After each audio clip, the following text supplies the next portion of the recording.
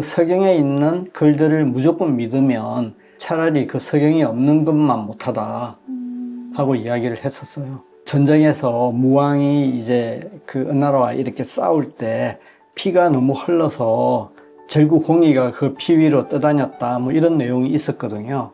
그거는 틀린 거다 하고 이제 이야기를 했었어요. 하지 않고 책을 무조건 읽고 받아들이면 차라리 그 책을 안 읽는 것만 못하다 하고 이제 이야기를 했거든요. 학자로서의 굉장히 맹자도 호연지기를 이야기했잖아요. 전국시대, 그 치열한 전쟁의 시대를 호연지기로 이렇게 돌파해 나간 그야말로 학자이긴 하지만 굉장히 용맹하고 그런 용기가 있는 학자가 맹자거든요. 그냥 받아들이지 않았어요. 다산 역시 아마 맹자와 같은 그런 단호한 그런 마음으로 그랬을 거예요. 여러 가지 책을 보면 유명했던 유학자들이나 뭐 주자까지도 잘못된 거에 대해서 너무 그 잘못된 것을 보고 너무 힘들고 괴롭다. 하지만 잘못된 걸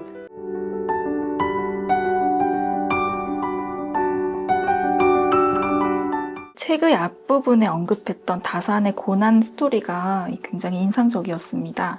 다산은 성공가도를 달리던 20년의 세월을 나를 잃어버린 시간이라고 말하면서 40 무렵 새로운 삶을 시작했습니다. 18년간의 유배 속에서도 무려 500여 권의 책을 썼는데요. 이게 어떻게 가능할 수 있었을까요? 다산의 글을 보면 문장이나 글에 대한 이야기가 많이 나와요. 문장은 어떻게 써야 된다. 그리고 글은 어떻게 써야 된다. 글을 쓰고 싶은 사람, 작가의 꿈을 꾸는 사람이라면 문장에 대한 글을 읽고 훨씬 배움이 많을 거라고 생각하거든요.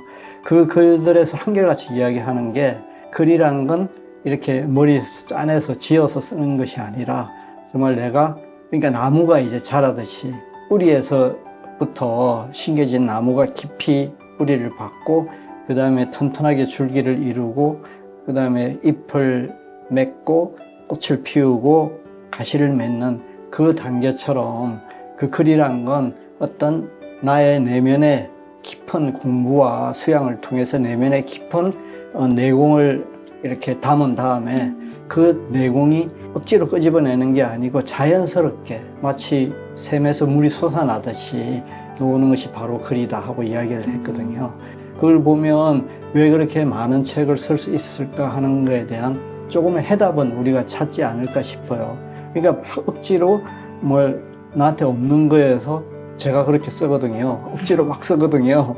억지로 막 이렇게 하면 시간도 걸리고 지칠 때도 있고 포기하고 싶을 때도 있죠. 자기 내면에 있는 게 샘에서 물이 샘솟듯이 흘러나왔기 때문에 그렇게 많은 책을 정말 글을 지은 것이 아니라 글이 삶에서 흘러나온 게죠. 자기 몸에서. 그렇게 됐기 때문에 많은 글을 쓸 수 있었을 거라고 생각하고요. 하지만 그냥 흘러나온 것은 아니고 그 과골삼천이란 이야기가 있어요. 그러니까 복숭아뼈에 3번 구멍이 날 정도로 그야말로 돌부처처럼 앉아서 글을 썼다 하는 그 이야기거든요. 그런 끈기가 그걸 바쳤기 때문에 그러한 글이 나올 수 있지 않았을까 이렇게 생각합니다. 그렇다면 이 책을 읽는 독자들은 삶의 위기를 만났을 때 다산의 문장들에서 어떤 힘을 얻을 수 있을까요? 책에서는 닥쳐온 고난에서 자신의 정체성과 소명을 찾고 그 다음 닥쳐온 고난을 정성스러운 뜻과 바른 마음으로 이겨내면 주어진 소명을 당당히 이룰 수 있다고 이야기를 하셨는데 저 역시 다산의 글을 읽으면서 항상 느꼈던 거지만 다산의 고난은 사실 우리의 어떤 상상을 뛰어넘는 거라고 해도 과언이 아닐 거라고 생각하거든요. 사람마다 다 어려움을 겪고 누구나 다 자기 고난이 참 어렵고 힘들다 하고 이야기를 할 거예요. 누구든지. 그런데 정말 인생의 어떻게 보면 최고의 정점에 있던 그리고 젊은 나이에 최고의 어떤 벼슬자리까지 올라갔고 임금인 정조의 총애를 한 몸에 받으면서 가장 높은 자리에 있다가 기양이라는 그 패족이라는 그런 엄청난 그걸 고난을 받았잖아요. 자기 혼자 어떤 그 고난을 받았으면 아마 이겨내는데 나았을 거라고 생각이 되는데 온 가족이 패족으로 몰리고 둘째 형은 이제 같이 흑산도로 기양을 떠났던 정약전이 이제 둘째 형인데요. 같이 기양을 가게 되고 이제 바로 위에 형은 천주교를 믿었다는 걸로 처형을 당해요. 그러니까 온 집안이 사실은 망한 거예요. 거기에 대한 어떤 자기의 책임이라든지 아니면 자기 자식들 그리고 자기 가문에 대한 생각, 정말 뼈대 있는 가문이었거든요. 그 가문을 무너뜨렸다는 자괴감, 심정을 정말 말로 표현하기가 저도 모르게 약간 울컥했는데 느끼셨나요? 네. 다산이 이야기했잖아요. 이제야 여가를 얻었구나. 어릴 때는 정말 이렇게 출세의 길을 보고 출세를 하고 더 높은 지위에 올라가기 위해서 하느라고 사실은 나를 잃고 살았는데 이제야 나 자신을 되찾았고 이제야 학자로서 그리고 문필가로서의 나의 그 소명, 하늘이 준 소명을 내가 얻었구나 하고 생각을 하고 글쓰기를 시작했잖아요. 바로 그 순간부터. 바로 그랬기 때문에 다산이 그 고난에서 이겨낼 수 있었고 놀라운 걸작을 만들 수 있을 거라고 생각해요. 굉장히 힘든 그런 상황을 겪었고 또 지나고 있는 상황이라서. 근데 이렇게 돌아보면 다산의 그 고난을 비교했을 때, 비교해서, 다산보다는 나는 낫다. 이런 생각이 아니라 다산이 이겨냈던 그 마음을 이렇게 생각해 보면 정말 내가 그것을 따라서 이렇게 본받아서 나도 뭔가 이렇게 어떤 소명을 찾고 그 소명을 이루기 위해서 이렇게 노력을 해야 되지 않을까 하는 그런 생각을 했거든요. 그래서 독자들도 크고 작은 어려움들이 다 있겠죠. 아무리 잘 나가는 사람이라고 해도 사실은 그 고난이 없다고 할 수 없거든요. 다산의 예를 보면 알 수 있잖아요. 그 잘 나가던 다산이 40이 되기 전에 참판의 자리에 올랐거든요. 차관이에요. 차관의 위치에 올랐고 나이를 따지고 장유여서 이걸 따지는 세태에서는 정말 엄청나게 파격적으로 이렇게 승진을 한 거거든요. 근데 그뿐 아니라 정조가 이렇게 현재 다산을 불러서 장관을 하는 판서는 너무 나이가 들어서 일을 하기 어려우니 그 판서의 대행을 다산이 해라 이렇게 이야기를 해요. 그냥 참판이 아니라 장관을 대행하는 그 차관의 자리에 올랐던 거거든요. 그 정도의 어떤 위치에 올랐던 사람이 고난도 굉장한 고난이라고 할 수 있죠. 그걸 이겨냈던 참 놀라운 민족적 유산을 만든 하나의 자기의 소명을 이루어냈던 걸로 지금 겪고 있는 어려움 다 이겨내고 그 다음에 우리가 하고 있는 일들에서 결실을 맺을 수 있는 그런 고난을 기회로 만드는 그런 걸 삼았으면 좋겠다 하는 생각입니다. 책의 앞부분에서 작가님이 겪은 어려움에 대해서도 잠깐 이야기해 주셨는데요. 그 아내분께서 갑작스러운 중병으로 이제 병원 생활하시는 동안에도 집필을 멈추지 않으셨다라고 했습니다. 정말 쉽지 않은 상황이었을 텐데도 집필에 집중함으로써 마음의 어려움을 이겨낼 수 있었다고 말하신 부분이 감동적이었습니다. 내가 이렇게 마음이 흔들리고 마음이 아파서 굉장히 좀 이야기하기가 어려워요. 사실은 그냥 쓰지 말까 이런 생각을 했었는데 아내 이제 병원에 날마다 가니까 병원에 가서 아내한테 사실 자기 이야기를 좀 쓰라고 하는데 제가 아내를 자기라고 불러요.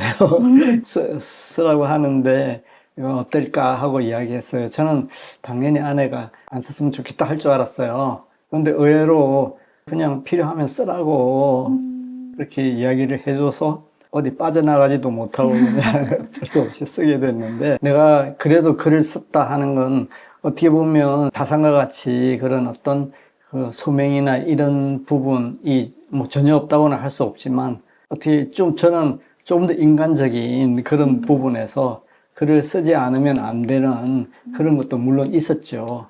하지만 그거하고 떠나서 제가 좀 말씀을 드리고 싶은 거는 어려울 때 그냥 자포자기하거나 다 싫다 하잖아요. 세상 만사가 귀찮다 하고 그렇게 빠지지 말고 어려우면 어려울수록 자기 일에 더 집중을 하게 되면 그 어려움을 이렇게 잊게 되고 오히려 자기의 어떤 더 좋은 결과를 만들 수 있는 이런 게 될 수 있다고 생각을 해요. 다산은 다산이 이제 제일 어려울 때 마음 다스림보다 집필이 마음 공부에 오히려 더 낫다는 것을 느낍니다 하고 이제 그 작은 형한테 편지를 보낸 적이 있거든요.